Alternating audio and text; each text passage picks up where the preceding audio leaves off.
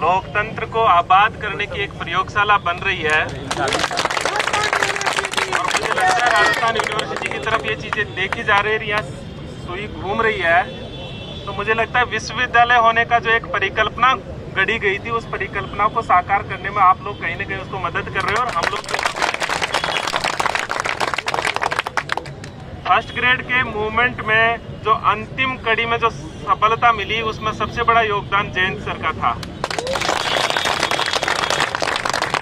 क्योंकि वहां भी मैंने जयंत सर को कहा कि सर ये बच्चे बैठे हुए हैं, आप प्लीज जाइए। चूंकि मैं उस दिन नहीं था, जयंत सर लास्ट के दिन, जिस दिन जो सरकार से बातचीत हुई और जो डिक्लेरेशन हुआ, उसके पहली रात ही ये बात कही गई थी। अब चूंकि आज मैंने जयंत सर को कहा और सुबह पहला ही मेरा वर्ड ये था कि सर मैं माफी चाहूंगा, आपको बार बार परेशान करता हूं। लेकिन मुझे ऐसा लगता है कि जैसे उनके साथ हुआ और ये एक संयोग भी बनता है, मुझे ऐसा, हालांकि मैं टेक्निकल रूप से जानता हूं थोड़ा समय ज्यादा लगेगा, लेकिन हो सकता है कि कई बार संयोग, जैसे पिछली बार बैठा था, तो ये शायद आपकी आखिरी रात हो सकती है, ऐसा मेरे को लग रहा है।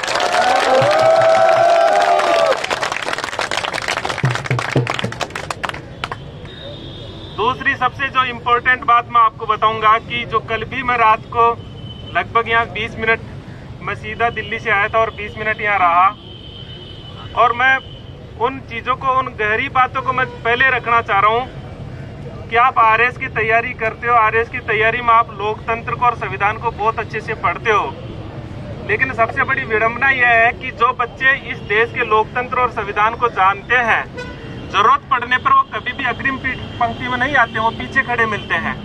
तो इस प्रकार का ज्ञान जब वो पूरा रखते हैं कि लोकतंत्र में आपके अधिकारों की जायज मांगों को उठाना भी एक अपने आप में बहुत परम धर्म होता है, उसमें कभी आगे नहीं आए। कम से कम जो भी है, भूपेंद्र डूडी और इनकी टीम को मैं इस बात के लिए सबसे ज्यादा धन्यवाद दूंगा कि कम से कम इन आरएस के बच्चे, जिनके लिए एक गलत मानसिकता और गलत परिकल्पना बनी हुई थी, उनको कम से कम हमने साकार किया।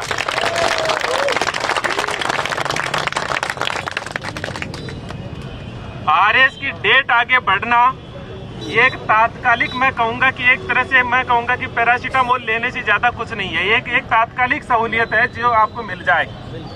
लेकिन मैं फिर उस बात को दोहराऊंगा, क्योंकि मैं इसलिए इस बात को जानता हूँ। एक तो जब मैं यहाँ बैठा हुआ हूँ, मुझे लगता है 25-30 चेहरे तो वो है जो मैं मोटा मोटा जानता हूँ, जो मेरे क्लास के स्टूडेंट रहे हैं।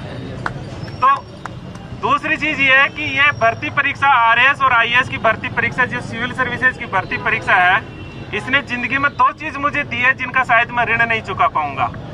पहली चीज, मैं कभी भी एक एकेडमिक तैयारी नहीं किया था। मैं तो 21 साल की उम्र में नौकरी लग करके फिर कंटिन्यू सिविल सर्विसेज की तैयारी की, और सिविल सर्विसेज की तैयारी ने 6 अलग अलग नौकरियां बदलवाते हुए यूनिवर्सिटी में पहुंचा दिया। तो आज आपके साथ में हूँ तो इसलिए हूँ क्योंकि इसकी तैयारी की थी। दूसरी चीज ये थी कि मेरे संघर्ष के दिनों में जो सबसे ज्यादा कहीं से मुझे कोई सपोर्ट मिला,